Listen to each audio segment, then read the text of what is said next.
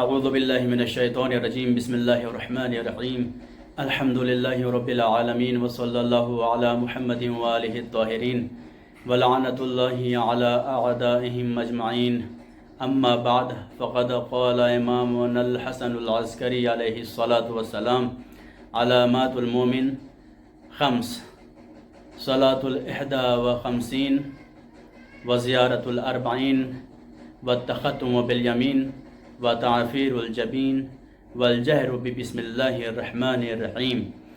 امام حسن عسکری علیہ السلام نے ارشاد فرمایا کہ مومن کی نشانیاں 5 ہیں۔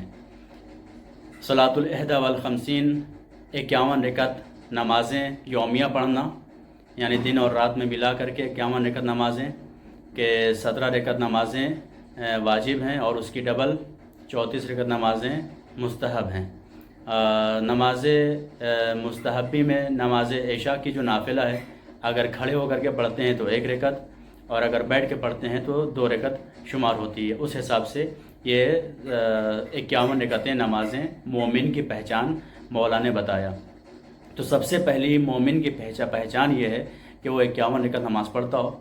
دوسری مومن کی پہچان یہ ہے کہ وہ زیارت اربعین کرے، وہ زیارت الاربعین۔ تیسری مومن کی پہچان یہ ہے والتختم بالیمین، کہ وہ ہاتھ میں، دائیں ہاتھ میں انگشتر پہنے، انگوٹھی پہنے۔ وتعفیر الجبین، اور اپنی پیشانی کو سجدے میں خاک پر رکھے۔ یہ شیعوں کی پہچان، مومنوں کی پہچان ہے۔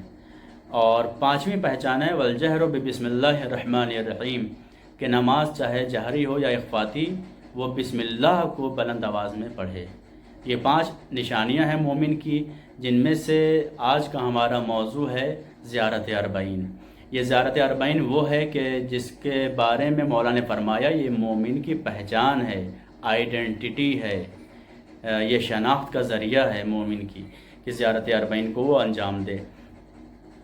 زیارت اربعین کے سلسلے میں جو لوگ دور ہیں وہ دور سے بھی زیارت کر سکتے ہیں، اور پلاننگ کر کے، پیسہ جمع کر کے بہتر ہے کہ انسان جہاں کہیں بھی ہو دنیا میں قبر امام حسین علیہ السلام پر اپنے آپ کو پہنچائے اور وہاں سے زیارت کرے۔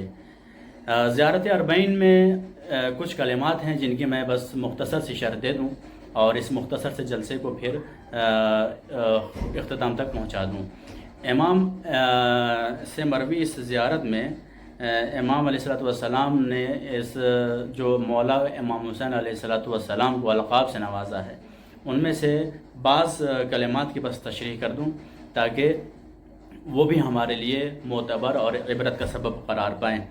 امام فرماتے ہیں علی ولی اللہ و حبیبہ، السلام علی ولی اللہ و حبیبہ، سلام ہو اللہ کے ولی پر اور اللہ کے حبیب پر۔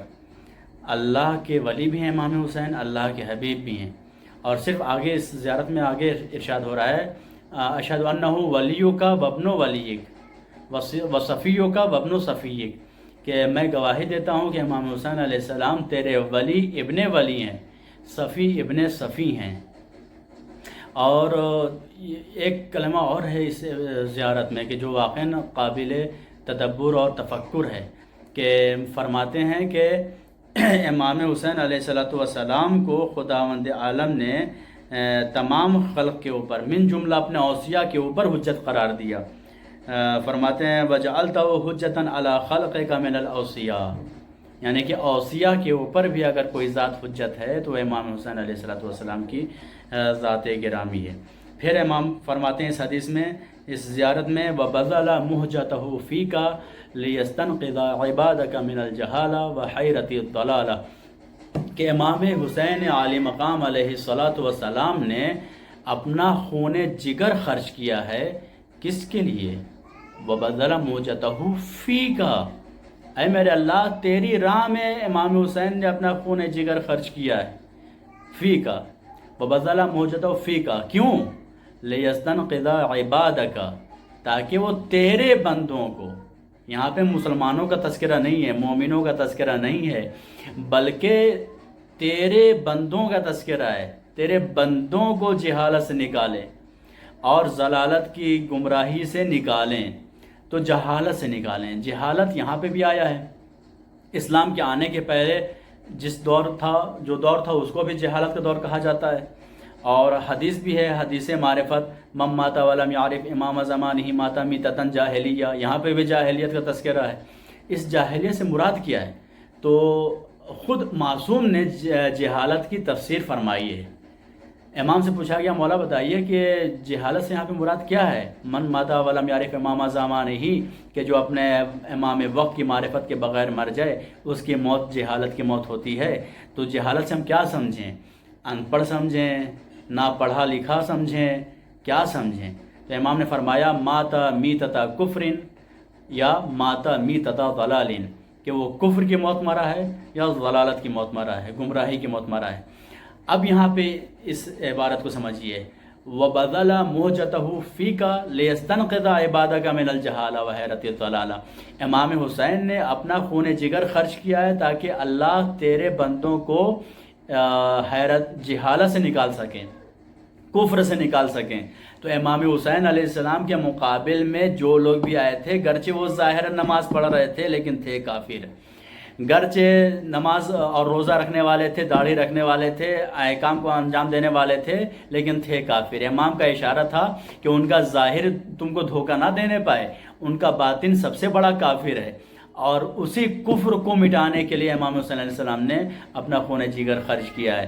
وَبَذَلَ مُوجَتَهُ فِيكَ لِيَسْتَنْقِذَ عِبَادَكَ مِنَ الْجَهَالَةِ، من الجہالہ یعنی من الکفر، کہ کفر سے نکالیں، ضلالت سے نکالیں، وحیرت ضلالہ، اور ضلالت سے نکالیں۔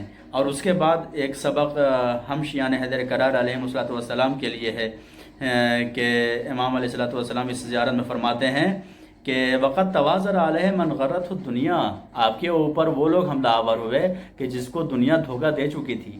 تو دنیا سے دل لگانا اچھی چیز نہیں ہے، بلکہ ہم دنیا سے اتنا ہی لیں کہ جتنا ائمہ نے لیا، جتنا اصحاب ائمہ نے لیا۔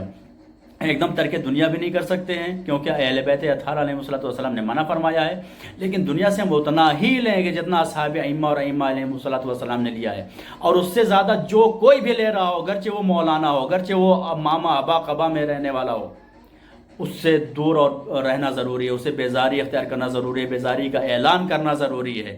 وَتَوَازَرَ عَلَيْهِ مَنْ غَرَّتْهُ دُنْيَا، کہ امام حسین کے اوپر انہی لوگوں نے ہجوم کیا کہ جن کو دنیا دھوکہ دے چکی تھی۔ تو آج بھی اگر ہمارا امام جو پردہ غیب میں ہے اگر آ جائے تو جو بھی دنیا کا دھوکہ کھایا ہوا ہے امام کے مقابل میں وہی کھڑا ہوگا۔ اس لیے امام کے سرباز اور امام کے سپاہی بننے کے لیے آج امت کے ہر فرد کے اوپر ضروری ہے کہ وہ دنیا کے دھوکے میں نہ آئے، اور دنیا کے دھوکے میں جو لوگ بھی آ چکے ہیں ان سے دور ہو جائے، اس سے برات کا اظہار کرے، بیزاری کا اظہار کرے، اس کے چمچہ گیری اختیار نہ کرے، چاہے وہ بہت ہی بڑا جو ہے ادارے کا مالک ہو، بہت ہی بڑا مولانا ہی کیوں نہ ہو۔ اس سے مجھے یہ سیکھنے کو ملتا ہے۔ وَبَاعَ أَهْلَهُ بِالْأَرْذَلِ الْأَدْنَىٰ وَشَرَعَ آخِرَتَهُ بِالثَّمَنِ الْأَوْكَسِ، کہ جس نے اپنی آخرت کو ایک دم سستی قیمت میں بیچ دیا ہو، دنیا خریدنے کے لیے دنیا خرید لیا اور اپنی آخرت بیچ دیا۔ اللہ ایسے تجارت سے ہم شیعان حیدر کرار کو بچائے۔ زیارت کرنے والے آپ کی زیارت قبول ہو، جن لوگوں کو شرف نہیں ملا اللہ ان کو بھی شرف زیارت عطا فرمائے۔ لیکن زیارت فزیکلی طور کے اوپر حاضر ہونا نہ ہونا معیار نہیں ہے، معیار بلکہ وہ بھی ثواب کا حامل ہے، ثواب وہاں پہ بھی ملے گا۔ اصل یہ ہے کہ انسان اپنی آخرت کو نہ بیچے، تو پھر وہ کہیں پہ بھی ہو امام حسین علیہ السلام اس کی زیارت کو آئیں گے، امام زمانہ علیہ السلام اس کی زیارت کو آئیں گے۔ اللہ ہمیں اور آپ تمام مومنین کو اپنے امام زمانہ اور امام حسین علیہ السلام اور تمام ائمہ علیہ السلام کا ظاہر بنائے، اور خدا مند عالم ہمارے اعمال کو اتنا پاک کر دے، ہمیں اتنا پاک کر دے کہ ہمارے ائمہ ہماری زیارت کریں اور ہم سے ملنے کے لیے آئیں۔ وآخر دعوانا ان الحمد للہ رب العالمین۔